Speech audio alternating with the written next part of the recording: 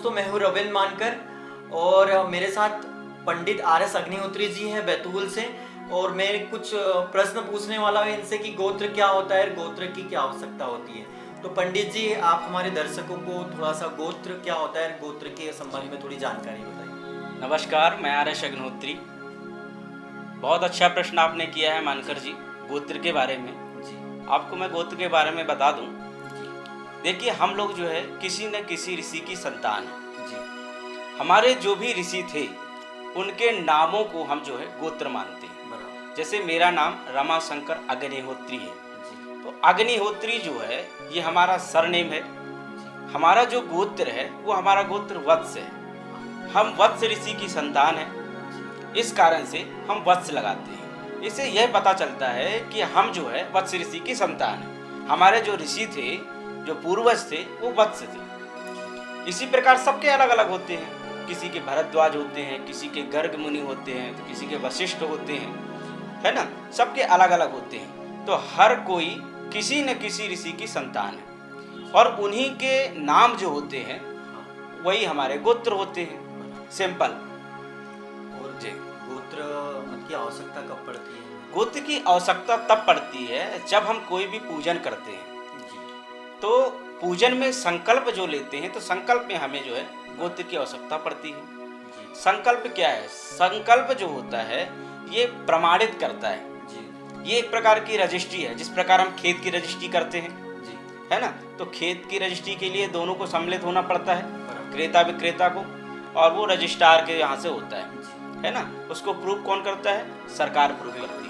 इसी प्रकार से जैसे कोई भी हम पूजा करते हैं, पाठ करते हैं, हाँ। या किसी को संकल्प देते हैं, किसी भी प्रकार से दान करते हैं, बराबर। उसके लिए हमें संकल्प की आवश्यकता होती है। और संकल्प में क्या क्या लगता है? नाम लगता है और गोत्र लगता है ना, और बहुत सारी चीज़ें लगती है ना, तिथि, और ये बहुत सारी चीज़ें लगती है। तो इसमें सबसे महत्वपूर्ण होता है गोत्र। यदि गोत्र आपका है तो इससे क्या होता है? संकल्प आपका पूर्ण होगा, मतलब आपकी रजिस्ट्री हो गई है। हाँ। कोई भी पूजा पाठ यदि आप कर रहे हो तो उसके लिए पहले नंबर संकल्प होता है, और संकल्प मतलब रजिस्ट्री करना, तो वो रजिस्ट्री हो गई है। यदि आपने संकल्प नहीं किया है तो वो पूजा पाठ का बेनिफिट आपको नहीं मिलेगा, क्योंकि उसकी रजिस्ट्री नहीं हुई है।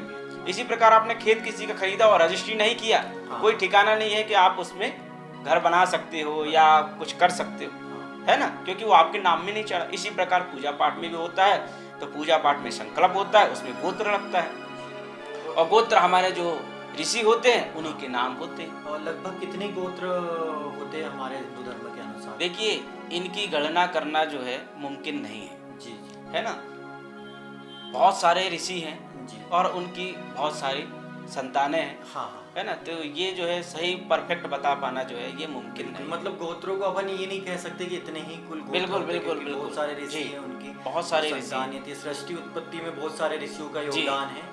और जो भृगुवंश है ये भी एक गोत्र ही होगा। बिल्कुल, बिल्कुल, बिल्कुल। भृगु ऋषि थे। भृगु ऋषि थे, जी। उनका वंश जो आगे चल के परशुराम जी को और इनको लेके पूजा और उनका होता है। बिल्कुल, बिल्कुल।